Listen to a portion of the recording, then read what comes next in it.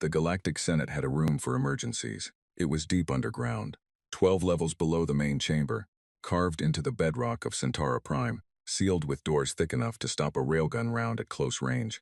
The walls were lined with screens. The screens were never dark.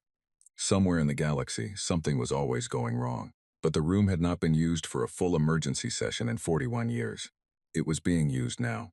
Grand Senator Vorath of the Kelthari stood at the center of the floor and looked at the data for the fourth time. He was a large being, wide shoulders, gray-green skin, eyes that had seen 3 wars and 2 collapses of member state governments. He did not rattle easily. He was rattled. "Run it again," he said. The aide behind him, a young Tassani female named Relic who had never once questioned an order in her 2 years of service, hesitated. "Grand Senator, we have already run verification 7 times. The data is run it again." She ran it again. The screens filled with battle telemetry, sensor logs, heat signatures, mass readings. The footage from the 3 surviving scout drones that had been on the edge of the Kareth system when it happened. Vorath watched. He had watched it 4 times already. He watched it again now because some part of his brain, the part that had survived 40 years of galactic politics by refusing to accept things that could not be explained, kept insisting that there was a mistake somewhere.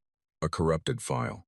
A misread sensor. A drone malfunction. There was no mistake. The footage showed the Kareth system. A quiet system, 3 dead planets. 1 asteroid belt, no habitable worlds. It had been chosen for its emptiness. No civilian traffic, no witnesses. A clean place to do what needed to be done. What needed to be done was the destruction of a single vessel. The vessel had been flagged 8 months ago. A ship of unknown configuration, moving through the outer edge of Kelthari space without a registry number, without a transponder signal, without any identification at all. When hailed, it had responded in a language that took 3 weeks to translate. When told to stand down for boarding and inspection, it had refused. Not aggressively, not with weapons. It had simply said in the translated language, "We are going home. We do not stop for inspections." That was it. The Empire had protocols for unregistered vessels. The protocols were clear. You hailed, you waited, you boarded. If the vessel refused, you escorted it to the nearest processing station under armed guard. If it resisted escort, you destroyed it. The vessel had resisted escort. It had damaged 2 of the escort frigates. Not severely, not lethally, but enough that both ships had to break off pursuit. That alone was remarkable. Kelthari frigates were not fragile. The weapons on an unregistered vessel of that size should not have been capable of punching through standard military shielding. But they had.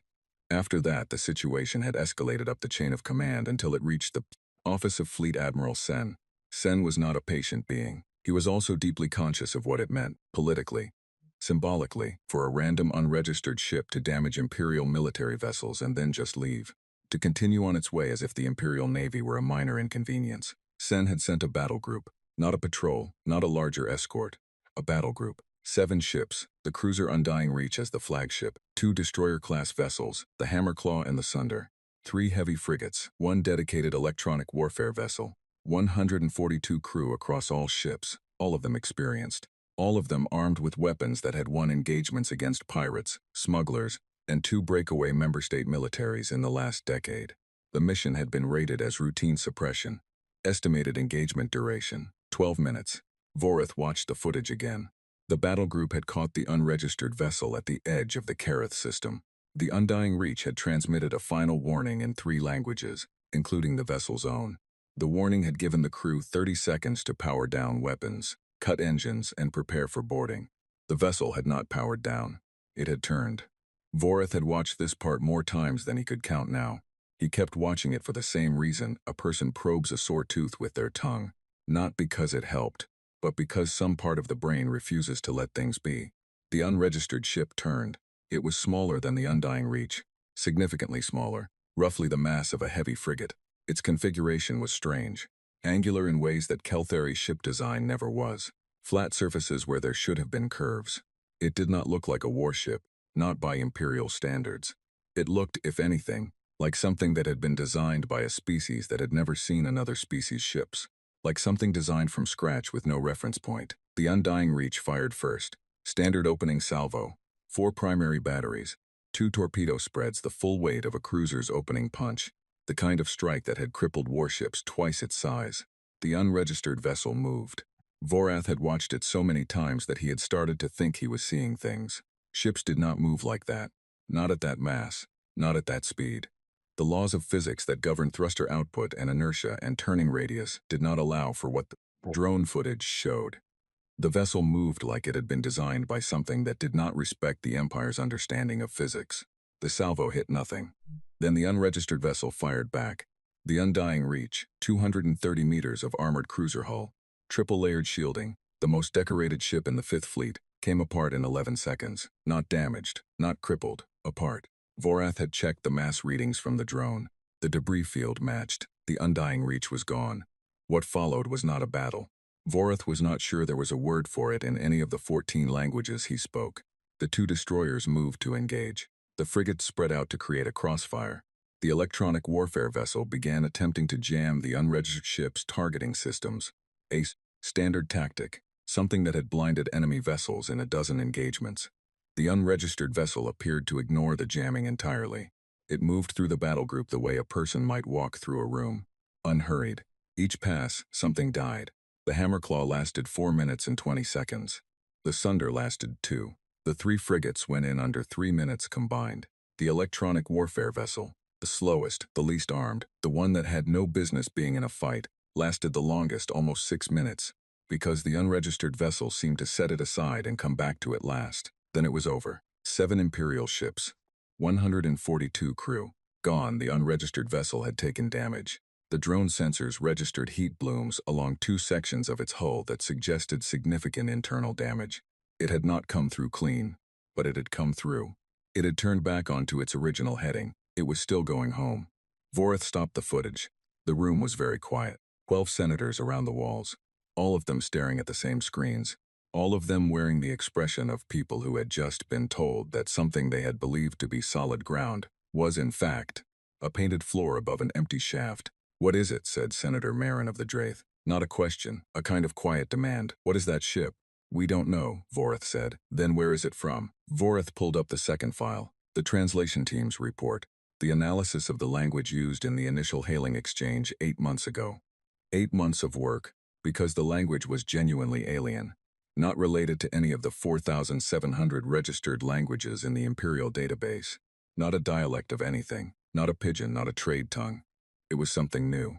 But the translation team had been thorough, and in their report, buried in an appendix, was a note about a single word that the unregistered vessel had used during the second hailing attempt. The one made after it damaged the 2 frigates before it fled. The crew had called their ship by name. The name had been translated 3 different ways, by 3 different analysts. All 3 translations were slightly different, but all 3 contained the same root concept. Persistent or possibly enduring, or in the most liberal translation, the one that does not stop. That told them nothing about where it was from. Then Relic had done something clever. Instead of searching the language databases, she had searched the spatial databases.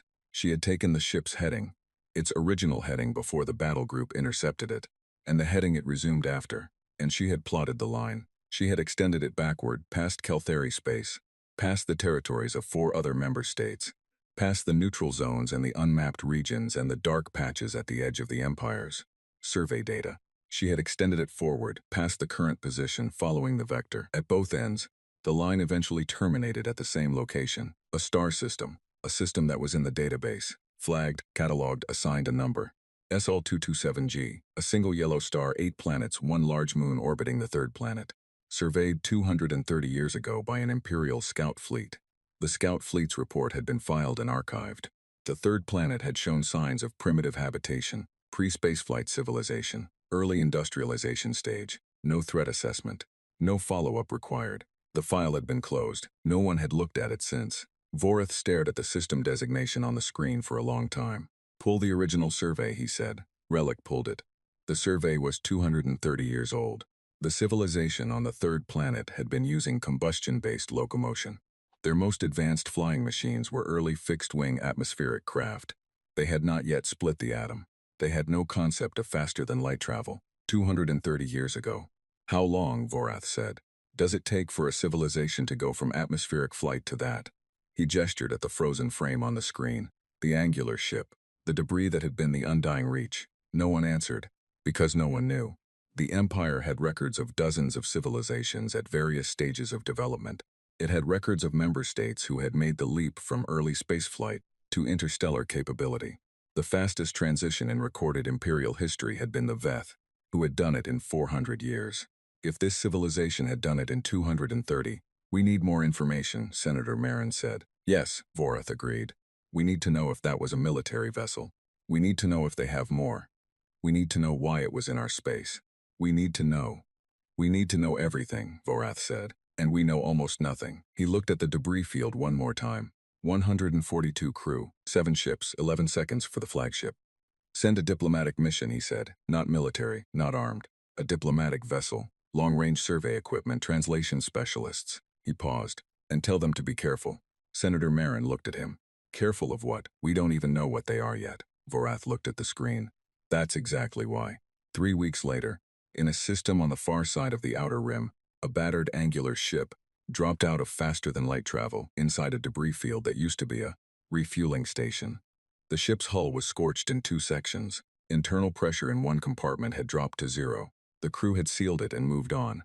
The captain stood on the bridge. He was a human, 43 years old, gray at the temples, a scar along his left jaw that he had gotten in an action that the official record described in 12 words, and the actual crew described in 4 sentences that always started with "you wouldn't believe it." His name was Commander Elias Voss. He looked at what was left of the refueling station and felt the familiar hollow weight of a mission that had gone sideways 6 ways before it. Started status, he said. We're alive, said his first officer, Lieutenant Sarah Kwan. She said it the way she said everything, flat, factual, the kind of voice that had come to terms with the difference between what was ideal and what was real. Hull integrity at 61%. Drive core is functional. Weapons are functional. We are out of about 40% of our secondary consumables. That's a lot of things we're out of. Yes, sir. Can we make it home? Kwan ran the numbers. She always ran the numbers. Voss had once said that if the ship were on fire and falling apart at the seams, Kwan would still be running the numbers, and she had said, especially then, sir. Yes, she said, if we don't stop. Voss looked at the destroyed refueling station again. He did not ask who had done it. He already knew. He had been in the outer rim long enough to recognize the work. Someone had wanted to send a message. Someone had not wanted this particular route to be usable. He had not known that when Mission Command sent them out. He had a feeling Mission Command had not known it either. Or if they had considered it an acceptable variable. Voss had a complicated relationship with acceptable variables. Set course for home, he said. Already plotted, Kwan said. The ship moved. It moved the way it always moved. Not gracefully, not beautifully, but with a kind of stubborn insistence that Voss had come to think of as the ship's core personality. The Persistent was not a young vessel. It was not a showpiece. It was a working warship that had been in 3 conflicts, survived things it had no engineering reason to survive, and come home every single time. Voss had been its commander for 6 years. He was going to bring it home again. He did not know, as he stood on the bridge watching the outer rim fall away behind them, that somewhere in a sealed room on Centauri Prime, 12 senators were staring at footage of what his ship had done. He did not know that an empire he had never heard of was afraid of him. He did not know that everything was about to change. He knew one thing. He was going home. The diplomatic vessel Careful Word was the most sophisticated ship the Empire had ever built for a first contact mission. It carried 47 specialists, linguists, xenobiologists, cultural analysts, behavioral scientists, 2 medical officers, and a full team of communications engineers. The crew complement beyond the specialists was small.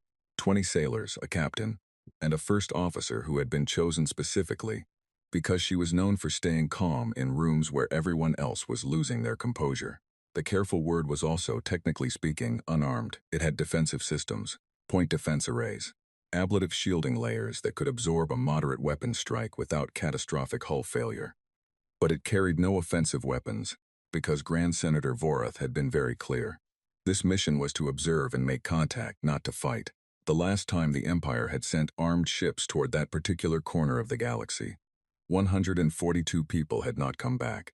Vorath was not going to repeat that. The mission commander was Ambassador Taya Schral. She was Kelthari, like Vorath, but younger, 52 standard years, which was relatively young for a diplomat of her rank. She had handled 3 first contact situations in her career. All 3 had been with civilizations that were either at or below the Empire's technological level.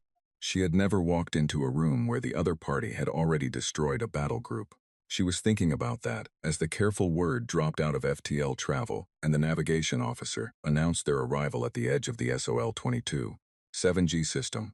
Full passive scan, she said. Nothing active, nothing that could be read as a targeting attempt. Understood, Ambassador.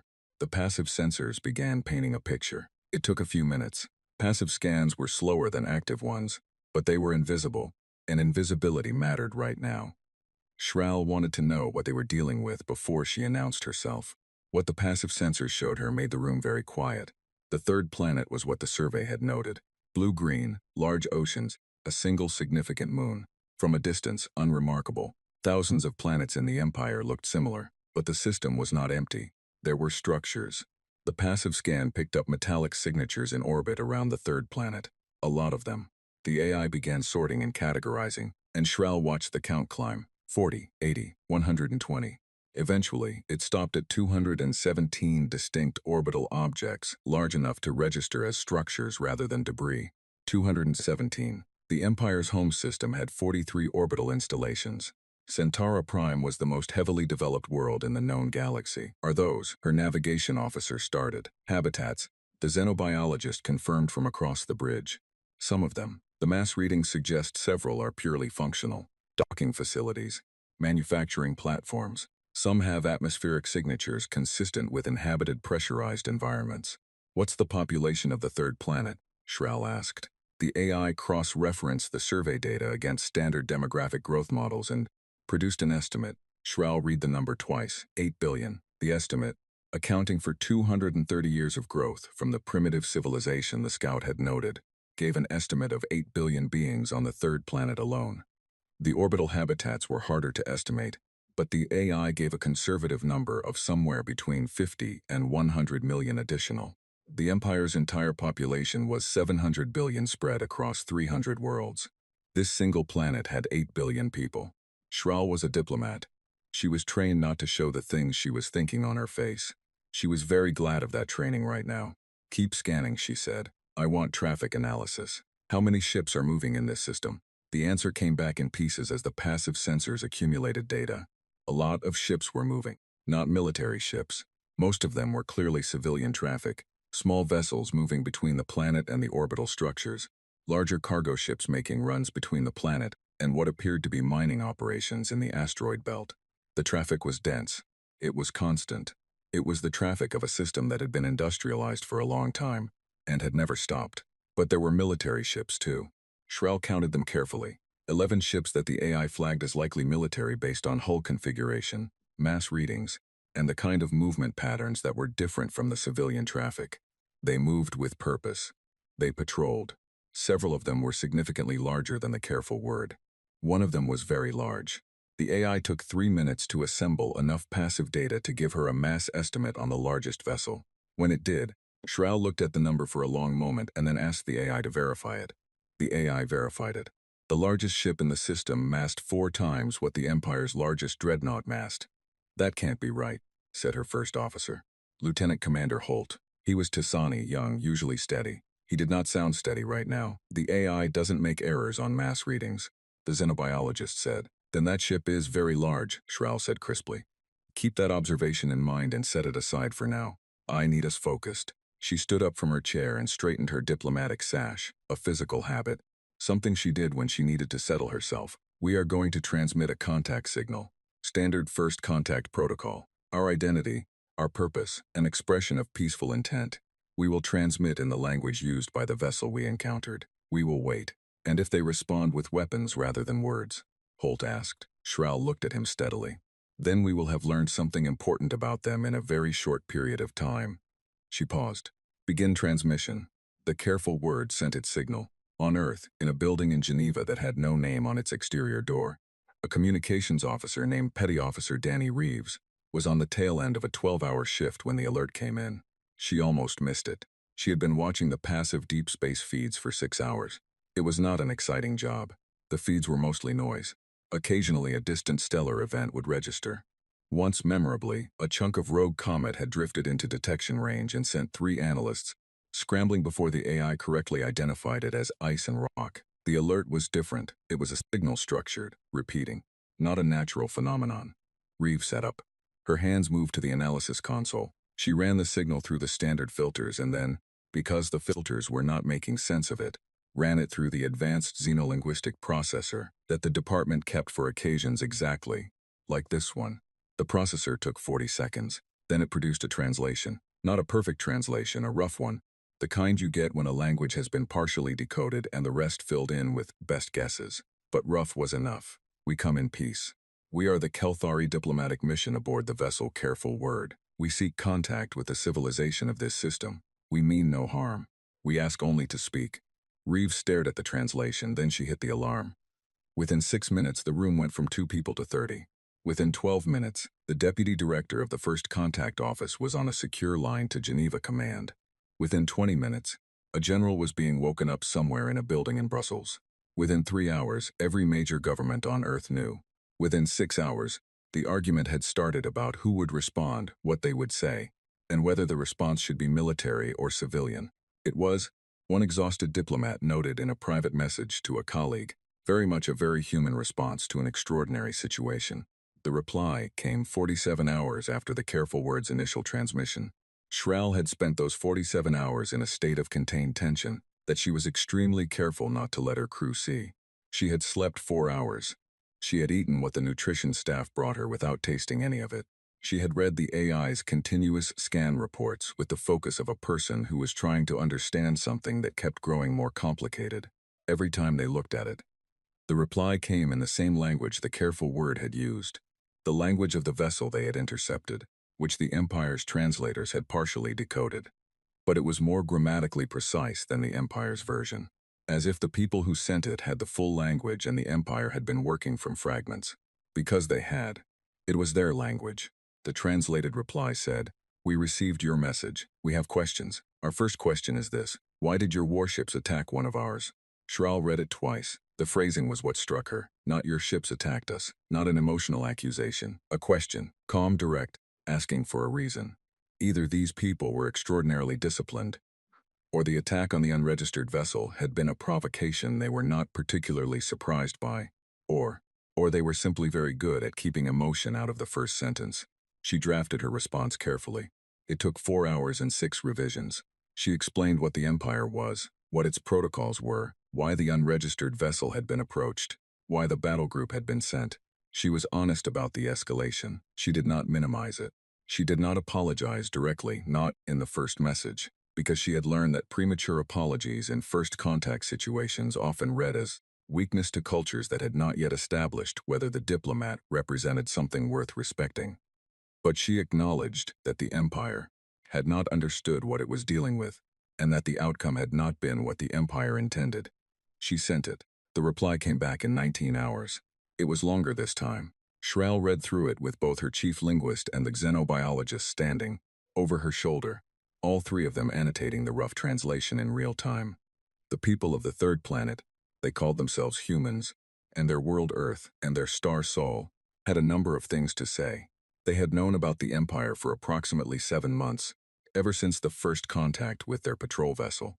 They had spent that time studying the intercepted communications and what little they could observe from a distance. They had a picture of the Empire that was incomplete but not uninformed. They were not intimidated. That came through clearly enough even in the rough translation. Not aggressive, not threatening, but very specifically not cowed. They asked about the Empire's governance structure. They explained their own, briefly, a complicated arrangement of nation-states under a coordinating body, which Schral's political analysts immediately flagged as unusual and potentially unstable, though they admitted they were working with limited information. They asked about the extent of the Empire's territory. They asked about the Empire's military doctrine. They asked, and this was the line that Schral read 3 times, whether the Empire had a formal process for recognizing and negotiating with civilizations that were not currently within its membership, not asking to join, not asking for protection, asking whether there was a process for being recognized as an equal party outside the Empire's structure.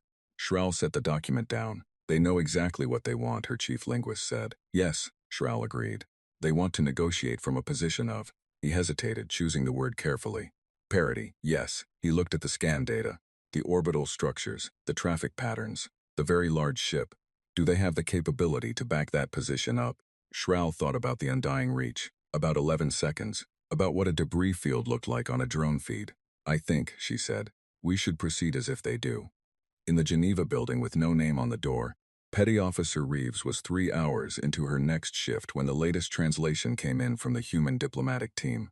She read through it with the same careful attention she'd been applying to every message in the exchange over the last 2 weeks. The Kelthari, that was what the aliens called themselves, had responded to the parody question with something that read like careful diplomatic hedging. They did not say yes.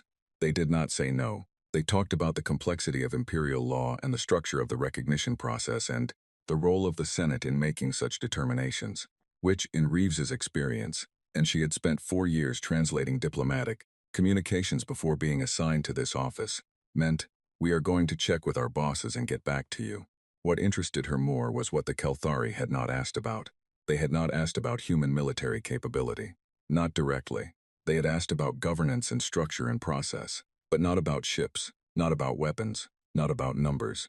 They were being very careful not to ask a question that might reveal how much they already knew and how frightened it had made them. Reeves filed her annotation and went to get coffee. She passed the wall in the break room where someone had, as a joke, pinned a printed transcript of the first transmission from the Kelthari vessel, alongside a printed copy of the last known status report of the Persistent before it came home. The Persistent was back. Everyone in the building knew that. The crew had been debriefed. Commander Voss had given a 12-hour testimony about the engagement in the Kareth system. The official report was classified at a level that meant Reeves had not read it, but the unofficial word, the version that traveled through the building the way all unofficial words traveled, was that Voss had engaged a battle, group of 7 ships, destroyed all of them, taken significant damage, and brought his crew home, all of them, not a single human casualty. Reeves looked at the transcript, at the line from the Kelthari message. We mean no harm, we ask only to speak. Bit late for that, she said to nobody in particular, poured her coffee, and went back to work. The careful word was 4 weeks into its stay at the edge of the Sol system, when Grand Senator Vorath's encrypted message arrived. Shral read it in her private cabin with the door sealed. The Senate had reviewed her reports. The Senate had reviewed the scan data.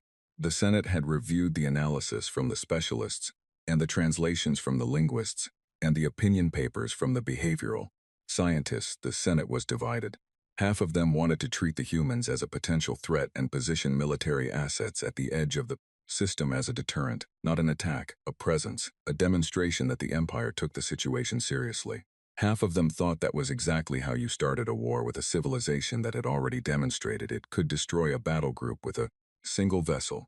Vorath was trying to hold the two halves together long enough to reach a decision. His message to Shral contained one instruction: find out what they want and whether we can give it to them without losing face. The Senate needs something it can vote on.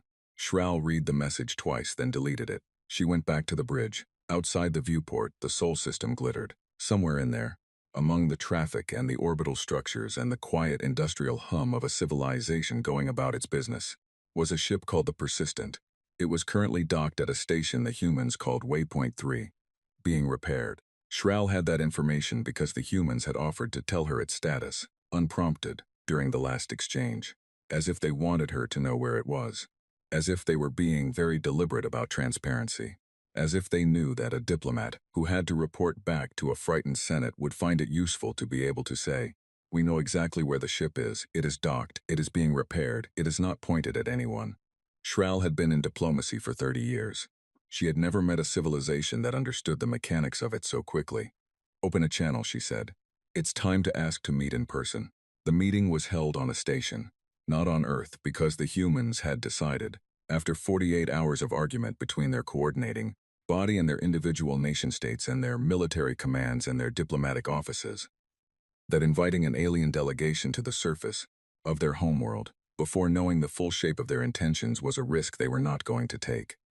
Not on the careful word, because the humans had decided, separately in a different argument, that walking onto a Kelthari ship before any trust had been built was also a risk they were not going to take. The station was called Waypoint 7. It sat at the L4 point of Earth's orbit, a steady structure of gray metal and docking rings and practical corridors built for function rather than appearance. It was a working station, fuel storage, maintenance facilities, a modest habitation ring for long-haul crews waiting on cargo runs. It smelled, in the habitation ring, of recycled air and machine oil, and something the humans called coffee, which the careful word xenobiologist later noted in her report as a stimulant compound consumed in large quantities at all hours, the cultural significance of which appears to exceed its physiological effects. Ambassador Schral arrived with 4 people. Her chief linguist, a Tassani named Vel, who had spent the last 3 weeks doing nothing but study the human language with an obsessiveness that had concerned the medical officer. Her behavioral analyst, a Draith named Coral, who watched everything and said almost nothing and wrote very long reports afterward. Her first officer, Lieutenant Commander Holt, who was there, because Schral did not like walking into unknown rooms without someone she trusted at her back, and a junior diplomat named Pell, who was there because someone had to take notes. The humans arrived with 5 people. Schral had expected diplomats. She had expected the kind of people who ran coordinating bodies, polished, careful, trained in the architecture of negotiation. 3 of the 5 were diplomats. She could tell by the way they held themselves.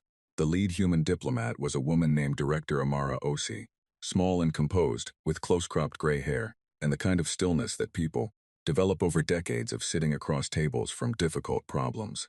She introduced herself and her 2 colleagues with the precise, unhurried courtesy of someone who had done this many times in many rooms. The 4th person was a scientist, young, wide-eyed, barely containing the expression of someone who was living the single greatest moment of their professional life. He introduced himself as Dr. Yusuf Brandt, Xenolinguistics, and then immediately apologized for how excited he looked, which made Vel laugh, a sound that surprised everyone in the room, including Vel, that broke something. Some surface tension that had been sitting over the room since both groups walked in. The 5th person was not a diplomat or a scientist. He was a soldier. He was not wearing a uniform. Schral had been specifically told that the human military would send a representative in civilian, dressed to avoid the meeting reading as a military encounter. But she would have known what he was regardless. The way he moved when he entered the room, the way he assessed it, exits, positions, angles, in the single second before his expression settled. The scar along his left jaw. Director Osi introduced him as Commander Elias Voss, currently on administrative leave, attending in an advisory capacity. Schral looked at him for exactly as long as was polite and then looked away. Voss did the same. They both understood, without saying so, exactly what his presence meant. The humans were not hiding what had happened. They were not pretending the persistent, and the Kareth system were separate from this conversation.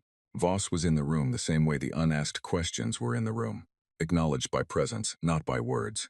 A reminder that the humans knew, and the humans wanted the Kelthari to know they knew, and nobody needed to say any of that out loud. Schral found herself respecting it. They sat down. The table was human design, flat, rectangular, practical, 6 chairs on each side. Someone had placed water vessels in the center, along with small containers of a solid food substance that Dr.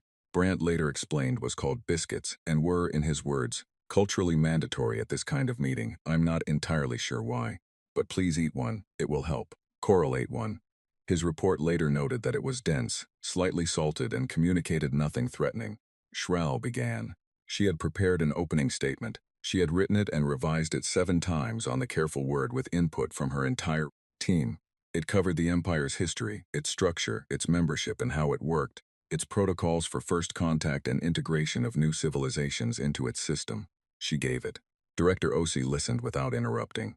Her 2 colleagues took notes. Dr. Brandt occasionally leaned toward Vel and murmured something about a specific word choice, and Vel would nod or shake their head.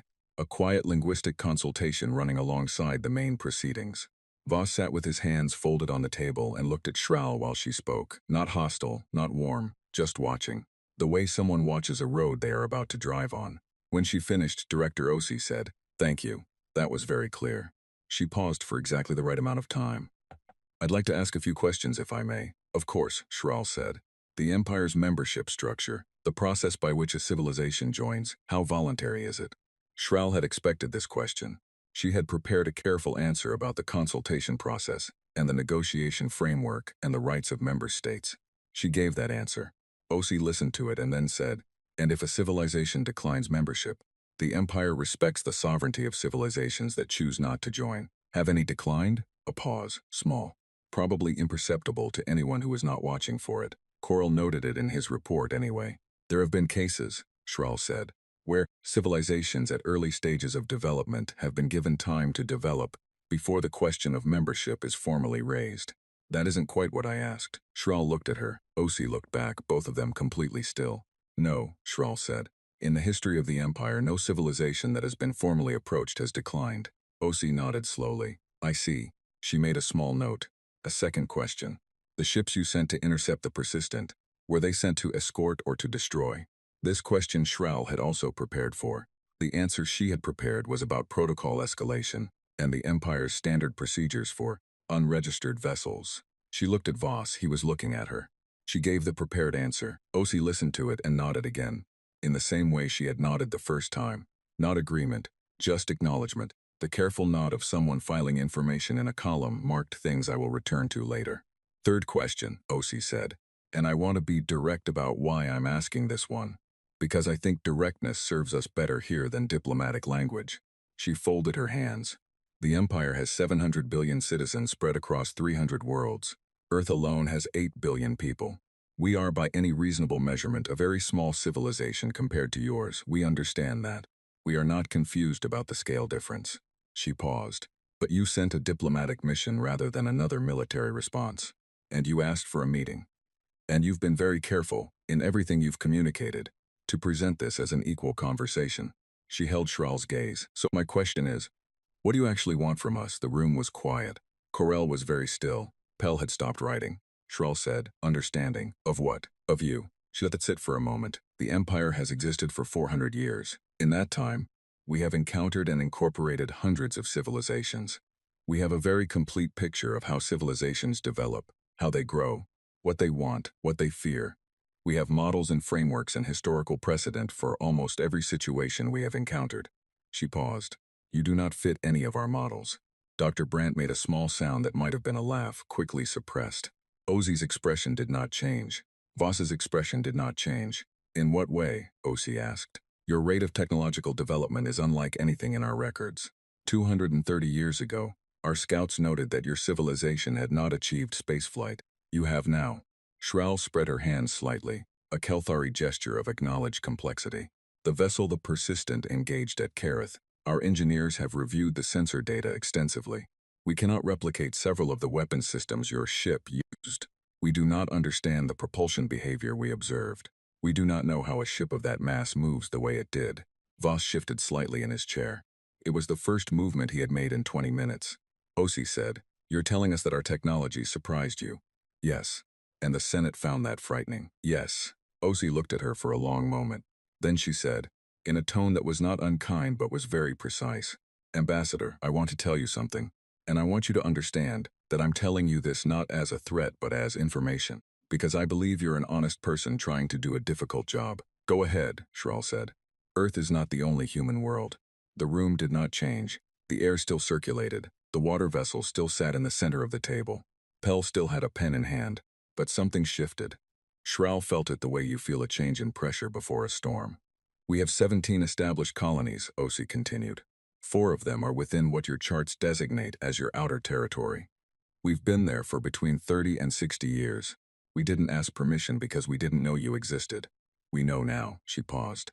I'm telling you because we'd rather you find out from us than find one of our settlements and make another assumption. Shral was very glad she had 30 years of diplomatic training. She kept her expression exactly where it was. 4 colonies, in imperial space. For up to 60 years, undetected. She was going to have to put that in a report and send it to Vorath, and she was not looking forward to that conversation. I appreciate you telling me, she said. We also have something else, Osi said, that I think you should know. She opened the document on the table surface. The table had a display layer built in, something Shral's team had noted but not fully catalogued, and pulled up what appeared to be a chart, a spatial chart.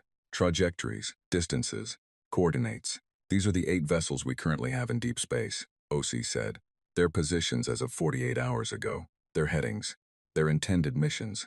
Shral looked at the chart. One of the positions was deep in the outer rim, moving away from Sol, an exploration mission, the annotation said. One was in the asteroid belt of a system Shral recognized as belonging to one of the Empire's quieter member states. A mining survey, the annotation said. One was on the far side of the galaxy from the Empire entirely, a long-range probe, pushing the edge of what human FTL drives could reach. Shral looked at the chart for a long time. You're showing us this voluntarily, she said. Yes, why? O.C. said. Because trust is built in specific ways.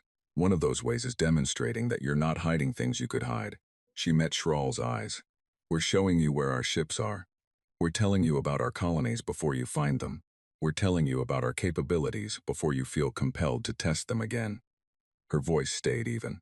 We would prefer not to destroy any more of your ships, Ambassador. It creates paperwork on both sides. Holt made a sound. Schrahl was fairly certain it was a suppressed laugh. She did not look at him. I understand, Schrahl said. Voss spoke for the first time. He had a low voice, careful, not the voice of someone who spoke often in rooms like this. I have a question, he said. Osi glanced at him. A small nod. He looked at Schrahl, the battle group at Kareth, the crew. Did they have families? The question landed differently than any question that had come before it. Schrahl had been prepared for strategic questions, territorial questions, questions about leverage and recognition and process. She had not been prepared for that one. Yes, she said, most of them. Voss nodded. He looked down at the table for a moment. When he looked back up, his expression was the same, but something in it was different in a way Schrahl could not precisely name. I'm sorry, he said, that I couldn't have done it differently. The room was very quiet. Director Osi was looking at Voss. Her expression for just a moment was not composed in the way it had been for the last 2 hours. Schrahl said, the decision to send them was not yours, no, Voss said. But I was the one who fired. Nobody answered that. There was nothing to answer it with. After a moment, Director Osi straightened slightly, and the room eased back into its professional shape. I think we've covered a great deal of ground today, she said. I'd like to propose an adjournment and a second session. There are things we would like to propose formally, regarding recognition, territory, the colonies, a non-aggression framework, but those deserve proper time. Agreed, Schrahl said. They stood, both delegations. The small choreography of ending a meeting, gathering notes, capping pens, the careful neutrality of people who were not yet sure whether they were going to like each other. Schrahl paused on her way to the door. She turned back. Voss was still at the table. He had known her, she said. He looked up. The persistent, she said. Your ship. Our translators had difficulty with the name. They gave 3 possible translations. He waited. They settled on enduring, she said. But the one I found most accurate, given what I know of the engagement, was the third option. What was it? He asked. She held his gaze. The one that comes back, she said. She left. Voss sat at the table for a long moment after everyone else had gone. Then he stood up and went to find the coffee that Dr. Brandt had been talking about, because he had been awake for 26 hours and had 3 more days of diplomatic meetings to survive, and he had a feeling he was going to need it. On the careful word, 3 hours after the session ended, Schrahl sat in her cabin and wrote her report to Vorath. She wrote it carefully. She was always careful, but this one more than most. She wrote about the session, the questions, the answers, the voluntary disclosure of ship positions and colony locations, the chart, the 4 colonies in imperial space. She wrote, they are not what we expected. They are not what our models predicted. They are not frightened of us, and they are not trying to appear larger than they are. They know their size relative to ours, and they have decided it is not relevant. I am not certain yet whether this is confidence or something else. I am not certain yet what the difference would mean. She paused over the last section for a long time. Then she wrote, the commander of the vessel that destroyed the battle group at Kareth was present.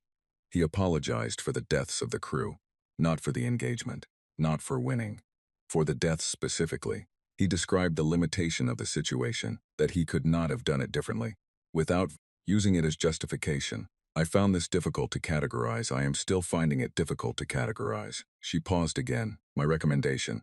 Proceed with formal recognition negotiations. The alternative, treating this civilization as a threat to be managed rather than a party to be engaged, carries risks I believe the Senate has not fully modeled. They have 17 colonies. They have ships we cannot track in space we thought was ours. They know where their ships are. We do not know where ours are, by comparison, because we have never had reason to track them this or carefully. They are not trying to frighten us. That is either the most reassuring thing about them or the most frightening. I have not yet decided which. She sent the report.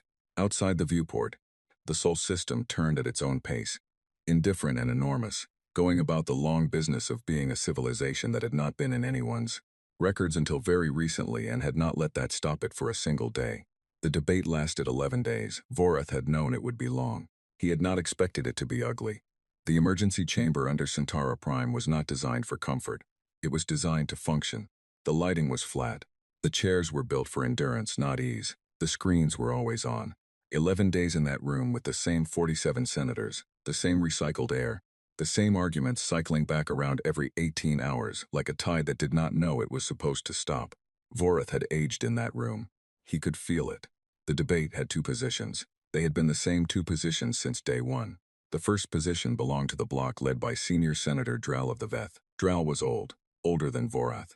She had lived through the border conflicts of the last century. She had seen what happened when the Empire showed restraint in the face of a threat it did not fully understand, and what she had seen had left a mark on her that no amount of subsequent peace had fully covered over. She sat in her chair with the solidity of someone who had made up their mind before they walked in, and was simply waiting for everyone else to catch. Her position was this: the humans were a threat, not a future threat, a present one. They had destroyed a battle group. They had colonies in Imperial space they had not disclosed until confronted. They had technology the Empire could not match. They had a homeworld with 8 billion people, and they were growing. Every day of delay was a day the Empire spent negotiating while the humans continued to expand. Her solution was a second fleet action, not 7 ships, not a battle group, a full fleet, enough tonnage to make the outcome certain. Strike the colonies in Imperial space first. That was justifiable under Imperial law. Territory violation. Use the colonies as the legal pretext. Move quickly. Establish the outcome before any negotiation could be used as cover for the humans to prepare. We do not know the full extent of their capability, Drow said, for what Vorath counted as the 14th time across 11 days. We know what 1 ship did to 7. We do not know what 100 ships can do. We should not wait to find out. The second position belonged to Vorath and the bloc of senators who had read Shrall's reports carefully and understood what they contained. His position was this: a fleet action against the humans, based on what was currently known, was not a risk assessment. It was a gamble made in ignorance, against an opponent whose full capability was unknown. In a situation where the Empire had already been wrong once at significant cost, the colonies were a problem, a real one, legally and territorially, but they were a negotiating problem, not a military one. The humans had disclosed them voluntarily. That disclosure was the single clearest signal available about their intentions. You did not voluntarily tell someone where your assets were if you were preparing to attack them. We have 1 data point, Vorath said, 1 ship, 1 engagement. We have drawn enormous conclusions from that data point. I am not willing to commit the lives of another fleet, and potentially the stability of the entire outer territory, to a decision made on 1 data point. Drow looked at him across the chamber. 1 data point that cost us 7 ships and 142 crew. Yes, Vorath said. Which is exactly why I am not willing to find out what 2 data points cost. They went around like that for 11 days. On the 12th day, Drow called for a formal vote. She had the numbers. Vorath had known for 3 days that she had the numbers, and he had spent those 3 days trying to peel away enough of her coalition to swing the count. He had gotten 2. He needed 4. He was still short. The vote came in at 26 to 21 in favor of a military response, not a full fleet. Drow had made a concession to the moderates, not the full strike she had wanted, but a containment action. 6 battle groups, 42 ships.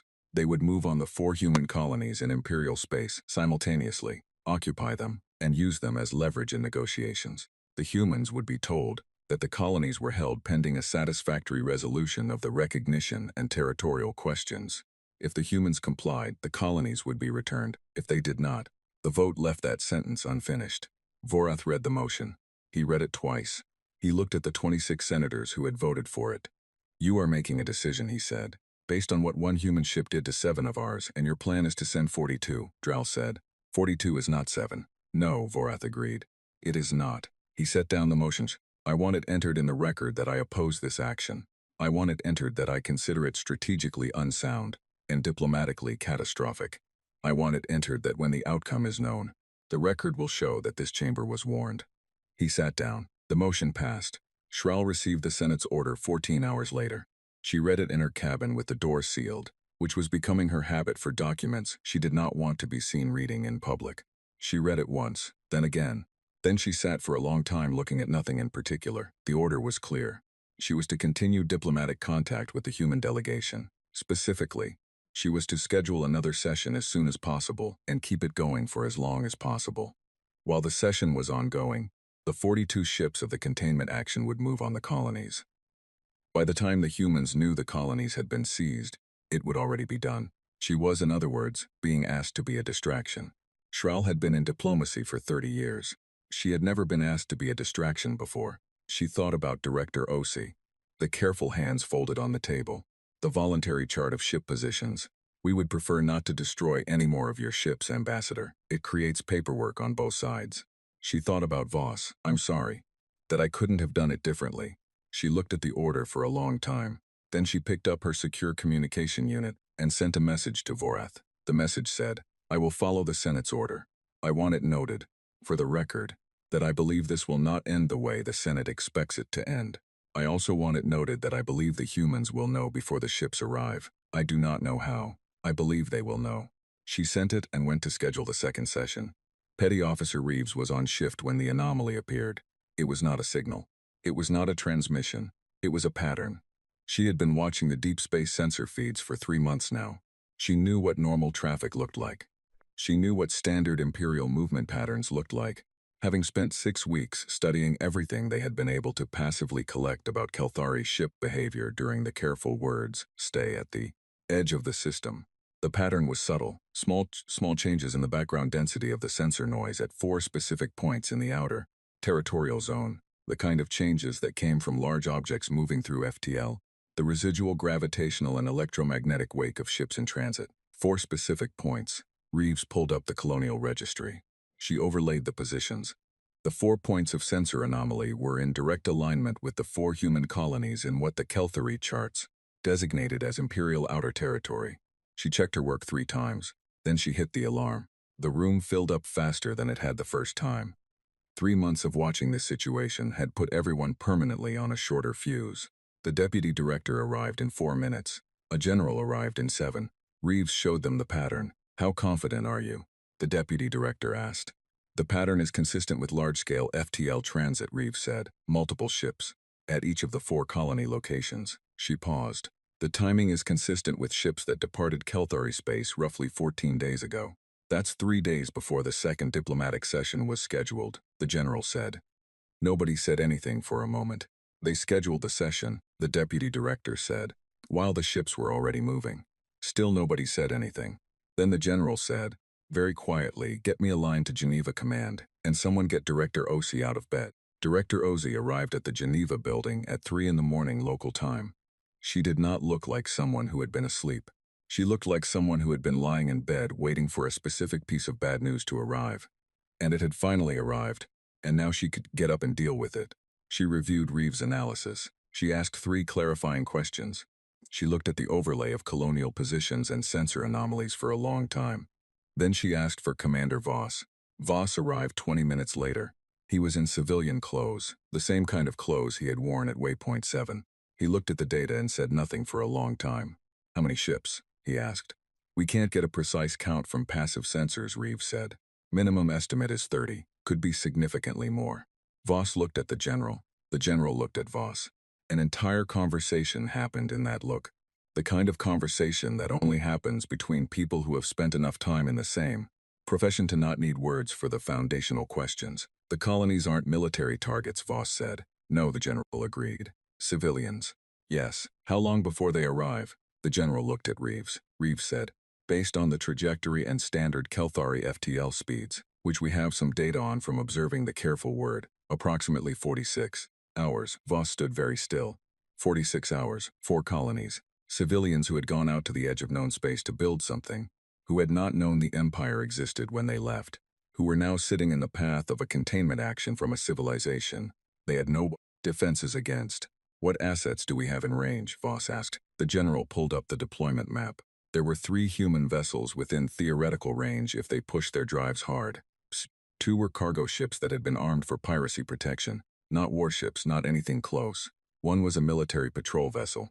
1 military patrol vessel, against a minimum of 30 Kelthari ships. Voss looked at the map. He thought about Kareth. About what it felt like to bring a ship through something it was not supposed to survive. About Quan running the numbers in the dark. About the crew counting on him to find the line between what was possible and what wasn't, and walking it. He said, what's the patrol vessel? The general said, the Steadfast Vance class, crew of 91, who's the commander? Lieutenant Commander Park. She did 2 tours in the Outer Rim before this posting. Voss nodded, and Ambassador Schral is scheduling a second session for 2 days from now, Director Osi said. She had been quiet for several minutes watching. Now she spoke with the precision of someone who had been assembling pieces into a picture, while the fleet moves on the colonies. Yes, Voss said, which means she knows, Osi said. Or she's been ordered not to know. Either way, she's being used. Voss said nothing. Osi looked at him. I'm going to contact her. The room reacted to that. 3 people started talking at once. The general's expression moved through 4 different positions in 2 seconds. The deputy director said, Director, that would be a message, Osi said, cutting through it cleanly. Not a threat, not a demand, a message, telling her what we know, giving her a chance. She looked at the general. We want to know if she's complicit in this or if she's a tool. Her response will tell us. The general said, and if she's complicit? Then we'll know that too, Osi said, and we'll act accordingly. She looked at Voss. While I send the message, I want you to talk to Park. Voss said, about what? Osi said. About whether one ship can do what 46 hours will require it to do. Voss was quiet for a moment. Then he said, I'll talk to her. He left the room. Reeves watched him go and then looked back at the sensor overlay. 4 points of convergent movement, 4 colonies, 46 hours. She thought about the line in the first translated message, the one pinned on the break room wall. We mean no harm. We ask only to speak. She thought about what it meant that those words in this sensor data existed in the same universe, sent by the same civilization, separated by a few weeks in a Senate vote. She filed her updated analysis, poured her 4th coffee of the night, and kept watching. On the careful word, Schral's secure unit chimed at 0400 ship time. She was awake. She had not been sleeping. She read the message from Director Osi. It was short, shorter than she had expected. It said, We know about the fleet. We know about the colonies. We know about the session schedule. We are not going to pretend we don't. We are also not going to attack your diplomatic vessel or harm your crew. We want to ask you one question. Is this your choice, or were you given an order? Schral sat in the dark of her cabin and looked at the message for a long time. The order from the Senate was clear. Keep the session going. Be the distraction. Do not tell them anything. She thought about the chart Osi had shown her. The voluntary positions of 8 human ships. Trust is built in specific ways. She picked up the secure unit and typed a reply. It took her 4 minutes to write 2 sentences. She sent it and sat back and thought about what it meant to serve an institution for 30 years.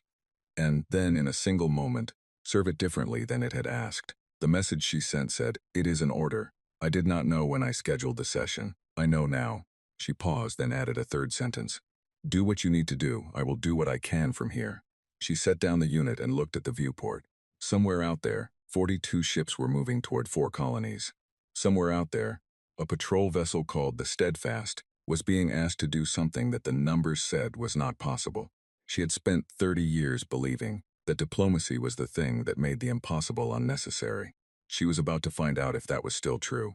The Steadfast was not the persistent. Lieutenant Commander Ji Yon Park knew that the moment Voss told her what was coming. She had read the engagement report from Kareth. Everyone in the service had read it, in the way you read something you are not officially supposed to have access to, but which travels through a fleet so fast that official access becomes irrelevant. She knew what the persistent had done. She knew what it had cost. She knew her ship was not that ship. The Steadfast was a Vance-class patrol vessel, good bones, reliable. It had been in service for 11 years and had the kind of wear that came from 11 years of hard outer rim work. Scratches on the hull plating that had been repainted twice, a drive core that needed 3 extra minutes on startup, a weapons targeting system that the crew had nicknamed the Optimus because it consistently overestimated hit probability by about 8%. 91 crew. They had been on a routine patrol run when the orders came in. Park received them, read them, and then called her senior staff into the cramped briefing room adjacent to the bridge and told them what was happening. She watched their faces. Her weapons officer was a big man named Chief Petty Officer Adazi. He had a habit of being very still when information was serious. He was very still now. Her navigator, Ensign Torres, was young enough that his face had not yet learned to hide things. He looked at the numbers, 42 ships, 4 colonies, the timeline, and then he looked at Park, and then he looked at the numbers again, as if the second look might change them. Her engineer, Lieutenant Ford, was already doing the math in her head. Park could see it in the small movements of her eyes. Drive output, arrival time. What pushed meant for the drive core that needed 3 extra minutes on startup. She would push it anyway. I'm not going to tell you this is a reasonable ask, Park said. It isn't. We are one patrol vessel. We are being asked to intervene in a fleet action. She looked around the room. I'm also not going to tell you that the people in those colonies have anybody else. Nobody said anything. We can't fight 42 ships, Park said. That's not what we're going to do. We're going to get between them and the colonies before the fleet arrives. And we are going to be visible, and we are going to make the choice of whether to fire on a human vessel, their decision rather than ours. She paused. While we do that, the diplomatic channel will be active. Ambassador Schral has told our delegation that she is going to work from her end. Director Osi is going to work from ours. What does working from her end mean? Adaze asked. I don't know exactly, Park said. Adaze absorbed this. And if the fleet fires anyway, Torres asked. Park looked at him steadily. Then we will defend the colonies for as long as we can, and we will make sure that every second of it is on the record. The room was quiet. Questions? Park asked. Nobody had questions. Good, Park said. Ford, get me everything the drive corps has. I want to be there 8 hours before they arrive. Ford was already standing. On the careful word. Schral was having the most difficult conversation of her career. She had requested an emergency communication link to Centaura Prime. Not to the General Diplomatic Office, directly to Vorath. It took 4 hours to connect, because 4 hours was the minimum processing time for a secure channel request through the Senate's communication system, a bureaucratic reality that Schral had always accepted philosophically and was now finding deeply frustrating. Vorath's face appeared on the screen. He looked like a man who had not slept since before the vote. He probably had not. You know, he said, it was not a question. Yes, Schral said. They told me. Vorath closed his eyes briefly. How? Passive sensor observation. They detected the fleet movement 46 hours out. She paused. Vorath, they are not going to accept this. They are not going to stand aside while 42 ships occupy their colonies. They're going to respond. With what? Vorath said. One patrol vessel, based on the sensor readings our people have managed. The patrol vessel doesn't matter, Schral said. The patrol vessel is there to make a statement, not to fight. The statement is, you will have to fire on a human ship to reach those colonies. And if you fire on a human ship, you will have escalated this beyond any point where negotiation is possible. She leaned forward. And behind the patrol vessel, they have more ships. We don't know how many. We don't know where they are. We know about the ones they showed us. We do not know about the ones they didn't. Vorath said nothing for a moment. The Senate voted. I know what the Senate voted. I was there when you sent me the order. She made herself steady. Vorath, I have been doing this for 30 years. I have never broken a direct Senate order. I am not breaking one now. I am telling you, through the proper channel, through you, that this action will not achieve the outcome the Senate expects. It will not contain them. It will not give us leverage. It will start a war. She paused. And I do not think we can win that war. Silence, you don't know that, Vorath said. I know what one ship did to 7, Schral said. I know they have 17 colonies and we didn't find any of them until they told us. I know they have a patrol vessel that is right now pushing its drives to get between your fleet and those colonies. Not because it can win, but because the crew decided to go anyway. She stopped. What kind of civilization produces people who make that choice? And do we want to find out what they do next if we fire on those people? Vorath sat back. He looked exhausted. He looked like a man who had known this was coming since the vote and had been dreading the moment when knowing it became unavoidable. What do you want me to do, he said. I want you to stop the fleet, Schral said. The Senate voted based on incomplete information. They voted without knowing that the humans would detect the fleet in transit. They voted without knowing about the patrol vessel. They voted without knowing what it would look like in the record. In every record, Kelthari and human, when the story becomes.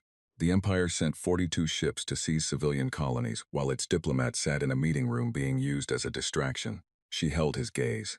That story will follow the Empire for generations, even if we win every military engagement. That is the story. Vorath looked at her for a long time.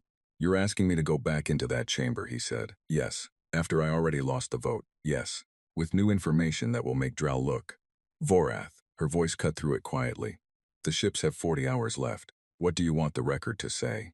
He sat with that for a moment that stretched. Then he said, send me everything you have. The Steadfast arrived at Colony Brennan, the largest of the 4. A settlement of 12,000 people on a cold moon orbiting a gas giant, with 9 hours to spare. Park brought the ship to a full stop between the colony and the direction of the incoming fleet. She put every running light on.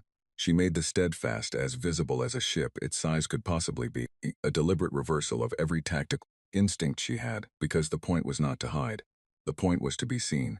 She opened a broadcast channel on every frequency she had, including the ones the careful Word had used for communication, and she sent a message. It said, "This is Lieutenant Commander Ji-Yon Park of the human vessel Steadfast. We are in orbit of Colony Brennan. We are aware of your approach. We are not here to engage you. We are here to ask you a question before anything else happens." She paused before sending the last line. Then she sent it anyway. The people in those colonies went out there to build something. Most of them were born after the Empire's scout flagged our world. They don't know you. You don't know them. Nobody made a choice to be enemies yet. That choice is still ahead of us. I am asking you to think about whether you want to be the person who makes it. She cut the broadcast. A Daisy looked at her from across the bridge. You think they'll hear that? Torres asked. Fleet commanders monitor all active channels, Park said. They'll hear it, and if they don't care. Park looked out the viewport at the small bright point of Colony Brennan's lights. Then they'll have to fly through us to get there. Aboard the Imperial Fleet flagship Iron Covenant, Fleet Admiral Soros read the broadcast twice. She had been given her orders from the Senate. She had 42 ships behind her. She had legal authority under Imperial territorial law for the containment action. She had a clear mission, a clear timeline, and a clear objective. She had also been at Centauri Prime, when the footage from the Kareth system was shown in the emergency chamber. She had watched the undying Reach-It come apart. She had known 130 of those 142 crew by name. The patrol vessel was one ship. The Steadfast was, by her assessment, no threat to the fleet. But the broadcast was on the record now, and the choice was, as the human commander had said, still ahead of them. Her communications officer said, "Admiral, we're receiving a priority transmission from Centauri Prime." Soros looked up. "Senate Priority Channel," the officer said. "It's from Grand Senator Vorath." She read it. She read it twice. Then she stood very still for a moment, looking at nothing in particular, running through the calculus of a career spent following orders and the specific weight of an order that told you to stop. "All fleet," she said. "Reduce to station-keeping velocity." Hold bridge went quiet. "But Admiral," her tactical officer said, "the mission order has been superseded by a Senate priority directive," Soros said. "Hold position. Open a channel to the human vessel." She paused. "And someone get me the careful Word." The message from Soros reached Park 4 minutes later. It said, "We are holding position. We are awaiting updated instructions from the Senate. No action against the colonies will be taken at this time." Park read it. She sat very still. Then she said quietly, to no one in particular, "Okay." Torres made a sound. It started as a breath and ended as something that was not quite a laugh and not quite the other thing. A Daisy said nothing for a moment. Then he said, "You want me to notify the colonies?" "Yes," Park said. "Tell them to stay inside for now. Tell them it's fine. Tell them not to open a drink yet because nothing is concluded." She paused. "But yes, tell them." She leaned back in her chair and looked at the viewport. 42 ships, holding position. One patrol vessel between them and 12,000 people. And somewhere in a room on a station that smelled of machine oil and coffee. A conversation that was just now becoming possible. The second session at Waypoint 7 happened 4 days later. Same table, same chairs, same biscuits, different air in the room. Both delegations arrived without the careful neutrality of the first meeting. Things had happened. Both sides knew what the other side had done, and what the other side had chosen not to do. And that knowledge sat in the room as a presence alongside the people. Shral arrived and Director Osi was already there. Osi stood when Shral walked in, a gesture that was, in human culture, courtesy. In context, it was something more. Shral sat across from her. Voss was there again. Park was there this time too, a last-minute addition that Osi had asked for, and the human coordinating body had approved. She sat next to Voss, her hands folded, her expression the kind of calm that had been earned rather than practiced. Shral looked at them and then at Osi. "I want to say something," Shral said, "before we begin." "Go ahead," Osi said. The action the Senate authorized was not representative of a consensus within the Empire. There are those, significant voices, who did not vote for it and worked to stop it. She paused. "I want that to be part of the record." "It is," Osi said. "We know." Shral nodded. "And I want to say, personally, not on behalf of the Empire, that the message your commander sent to our fleet was the most important thing said in this situation since it began." Park looked slightly surprised. "It wasn't complicated. The most important things rarely are," Shral said. The room settled. Director Osi opened the document on the table display. "We have a proposal. It's a framework, not a final agreement. It covers 4 things: recognition of human civilization as a non-member sovereign entity, resolution of the colonial question in the outer territory, a communication protocol for situations where our ships are in proximity, and a process for further negotiation. She looked at Shral. It doesn't ask you to give us anything you can't give. It doesn't ask us to become part of the Empire. It asks both sides to agree that the other exists, with rights, and to stop shooting at each other. Shral read the framework. It took her 15 minutes. Then she looked up and said, "The language on colonial sovereignty in the outer territory is going to be difficult for the Senate." "We know," Osei said. "We wrote an alternative formulation for that section. Page 9. Shral turned to page 9. "Better," she said. "We thought so." Shral looked at the document for another moment. "I cannot sign this today. The Senate has to vote. That will take time and it will not be a clean vote." "We know," Osei said. "We're not asking for your signature today. We're asking you to take it back." "I will take it back," Shral said, "and I will argue for it. That's all we're asking." A moment. Then Shral said, "I have a question, not a diplomatic one." "Ask it," Osei said. Shral looked at Park. "Your message to our fleet. You said the choice was still ahead of us, that nobody had chosen to be enemies yet." She paused. "Did you believe that when you sent it?" Park thought about the question. Really thought about it in the visible way, looking slightly away, turning it over. "I believed," she said finally, "that the people in those colonies had done nothing wrong, and that whoever was on those ships had probably also done nothing wrong. They were following orders from people who had made a decision based on incomplete information and fear." She paused. "I believed that those two things were true at the same time, so yes, I believed it." Shral looked at her for a long moment. "I will put that in my report to the Senate," she said. The vote, when it came, was not clean. Vorath had told her it would not be. 29 to 18 in favor of opening formal recognition negotiations under the framework. 8 senators abstained. Dral voted against and did not speak during the session that followed the vote, which was, in Vorath's long experience with Dral, more concerning than if she had spoken, but it passed. The formal message from the Empire went to Director Osei's office on a Tuesday morning Geneva time. Reeves was on shift when it came in. She ran the translation, checked it twice. Then she walked down the hall to the deputy director's office and knocked on the door. He looked up. She held up the translation. He read it. He sat back in his chair and looked at the ceiling for a moment. Then he said, "Go get Osei." Reeves got Osei. Osei read the message standing in the doorway. She was in her coat, about to leave for a different meeting, and she stopped in the doorway and read it and then read it again. "They want to begin formal talks," Reeves said, in case the translation had been unclear. "I can read," Osei said. "Yes, ma'am." Osei stood in the doorway with the message in her hand for a moment that was longer than the moment needed to be. Then she said, "Get me Ambassador Shral, and tell her." She paused. "Tell her I said thank you." Reeves went back to her desk. She put the message in the official record, flagged it with the highest priority designation, and sent the notification to every relevant office. Then she looked at the break room wall, at the printed transcript that was still there, faded slightly now from weeks of fluorescent light. "We mean no harm. We ask only to speak." She thought about all the things that had happened since that message arrived. The fleet, the Steadfast, the 42 ships holding position in the dark, while one patrol commander stood between them and 12,000 people, and asked a question, instead of firing a weapon. She thought about Commander Voss in the meeting room, his hands folded, the scar on his jaw saying, "I'm sorry, that I couldn't have done it differently." She thought about Shral sending 2 sentences in the middle of the night that broke her orders, and did it anyway. None of it was in any record the Empire had kept. None of it fit any model they had built. None of it had stopped happening just because their models didn't account for it. Reeves filed her last annotation of the shift, marked the record complete, and got her coat. It was a long walk from the building with no name on the door to the transit station, and the morning was cold and clear, and somewhere above the cloud cover that she could not see through, in the dark between stars that she could not reach, things were in motion that she had watched begin in a 12-hour shift 3 months ago. The record would grow. The record would become enormous and complicated and full of things that defied the models and broke the categories and refused to fit. But it existed now. They were in it. That was enough for today.